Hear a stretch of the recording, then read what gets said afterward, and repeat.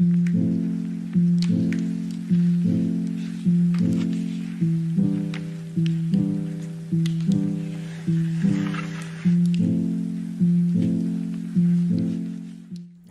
and welcome to a little sketch with me. Today we're just gonna be drawing something that one of my followers recommended on Instagram. My Instagram is right here. Please go follow me if you haven't. But we are just gonna be drawing a little lion. It's just gonna be a little sleepy lion, something about cute little sleeping animals. It gets me, guys.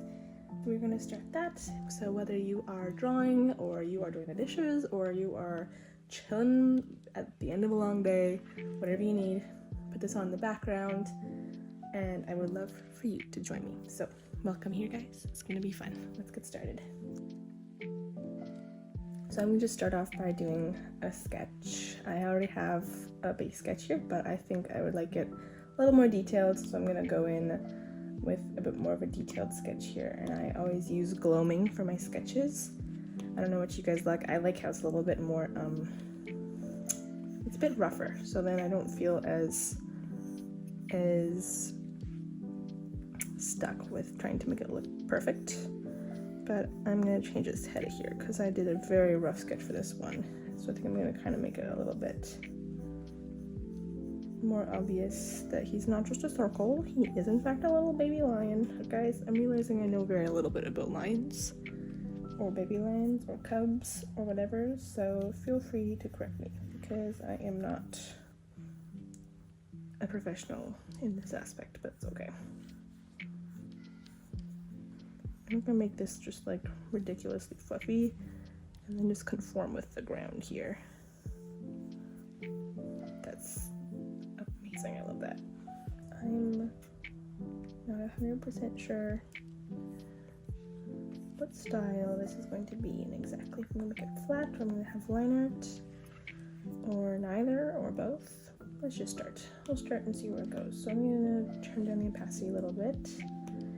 And then I'm going to add a layer underneath, and I'm just going to choose a color. And I want this to be really pastel, cute, like something you could see in a baby's nursery, you know? Kind of the thought process. So I'm going to go like a really light yellow. Yes, I think that's good. He's looking so cute. Okay, and then I'm going to add some shading. So what I'm going to do is add a new layer, and then I'm going to make sure it is a clipping mask, so that means it only colors on top of the layer I already have. And then I'm going to grab probably the watercolor flow, I think is the one I usually do, yeah. I'm going to make it a little bit smaller. I'm just going to really gently go around the spots that I know it's going to be darker. So the mane, I'm not 100% sure if I'm going to keep this color for the mane, we'll see. But around the face, and if you go lightly, it blends pretty good, which I love that about this pack here.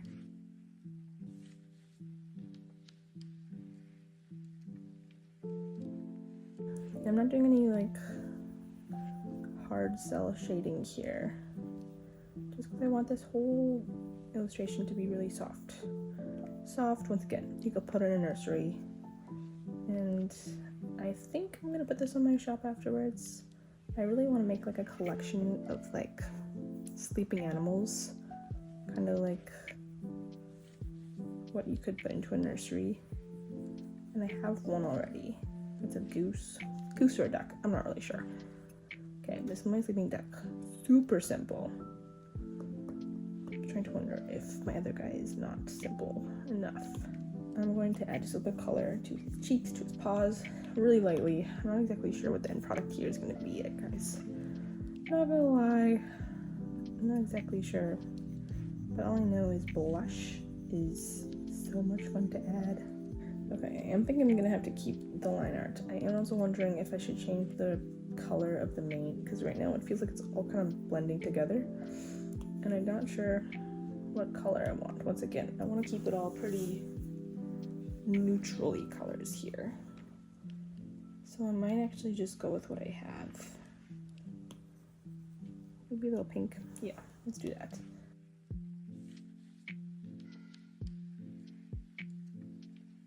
And then now I'm seeing with this color, the shadows are not matching. They're not matching at all. So I might actually have to go redo those shadows, which part of the process, it's fine. to make mistakes is part of the deal. And I will say, there are so many times you just have to kind of trust the process. Like, I feel like there's always a point in your drawing. I feel like it's right after the sketch. After the sketch, you start adding the colors and stuff, and you're like, what have I even created? This looks terrible. I think that's normal to feel that way, guys. You get to a point where, like, you know what, the sketch was cute. What have I done? Not sure if I like it or not. And it's okay. Just keep going. It's gonna get better, usually. You know what, 99% of the time. It's not being bad at art to have that middle ground where you're like, oh my gosh, it doesn't look anything like how I wanted it to look. It looks terrible, blah, blah, blah, blah, blah. That's okay. That is part of the deal sometimes. And it's not bad. It just means that you aren't done with it yet. So of course it's not gonna look done in the middle. You're not done. So then just keep going. And then eventually it looks super cute. Or eventually you're like, okay, this is as good as I can make it for today. And then you try again tomorrow and you make something way better the next day. Is this shading too much? Or should I keep it super simple and just have flat colors? Because I could just have flat colors and then do a little bit of line art. And I'm not sure right now if the shading is adding to it or taking away from it. So I think I'm going to try doing line art of some sort and then seeing how it looks afterwards.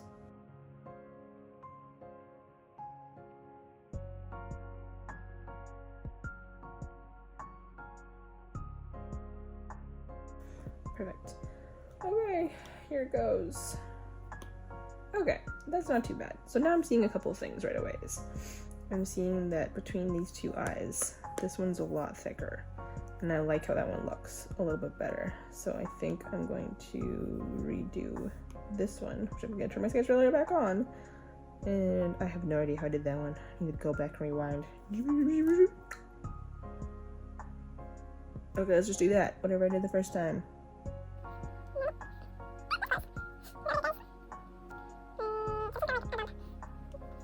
Did I do it in one, or did I kind of have to do it a couple? Guys, let me know. I can't go back and watch. I think it's that good. Okay, I like that better. That's better. So we've got this squish going on. We've got the cute little paws, little booty. And now we have to fill in these colors, the colors that didn't quite make it. Did I do this in the right order? Maybe not.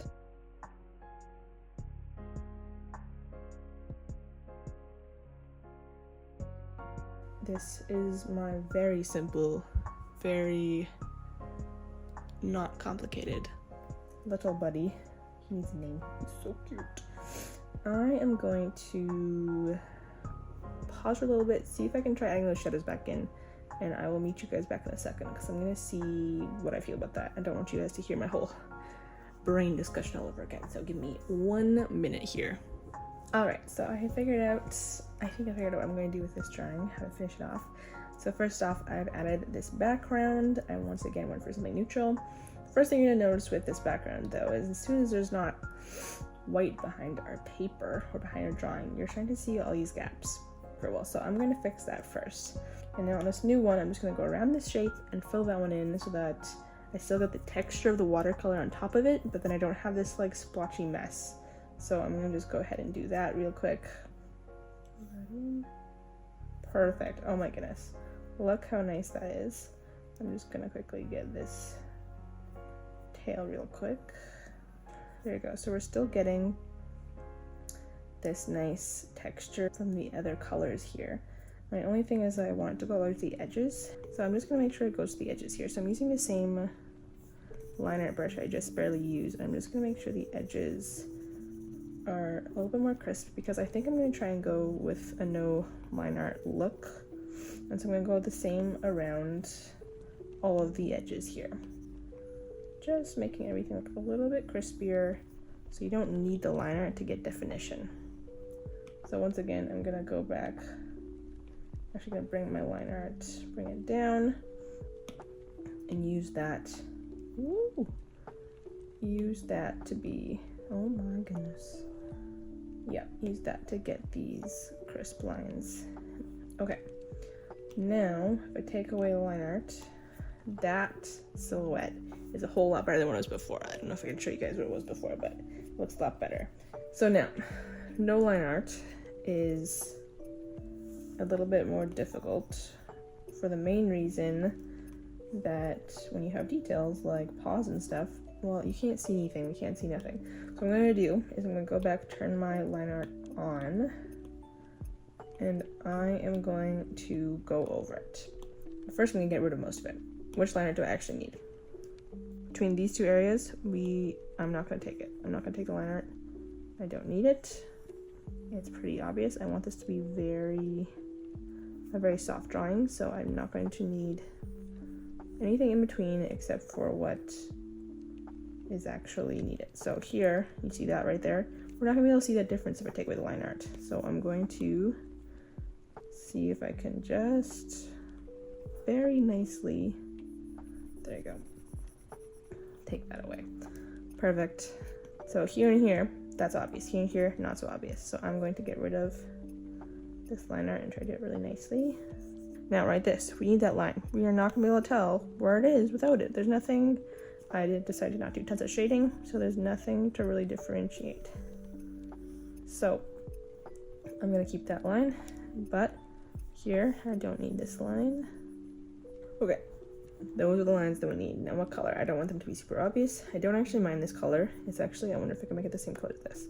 So what I'm going to do is, oh yeah, I forgot. So that's actually color. Ew, that's disgusting. Do you see how that takes away from the drawing completely? Yeah, it totally does. So I'm gonna go back in and I'm gonna take my layer above my line art layer, my layer that is clipping masked to my line art layer. I'm gonna find a big opaque brush. So I usually go just with like a classic airbrushing brush, doesn't really matter. And I am going to fill in. So it's just basically it's drawing on top. We kept the line art that we needed, so it's just super easy. We just brush over what we need. Hair, I don't want the same color. It's gonna look muddy in there, so I'm gonna take the color of the hair, a little darker, not too much, super subtle. There we go, look at that. Super subtle, gives a little bit of detail, nothing much. Eyes, I think it's a little bit too dark, but I also don't want it to be super light either. I like that. Okay. Now, I did have some shading. Do I want to keep that shading? Yes, no. I cannot decide. What do you guys think? I kind of like it. What do I do with my goose? I kind of want the goose in this to be similar style. Goose has got nothing. Goose has got nothing going on. So I'm going to say nothing for this one too. Now I'm going to go around any last details. Going to smooth this out a little bit.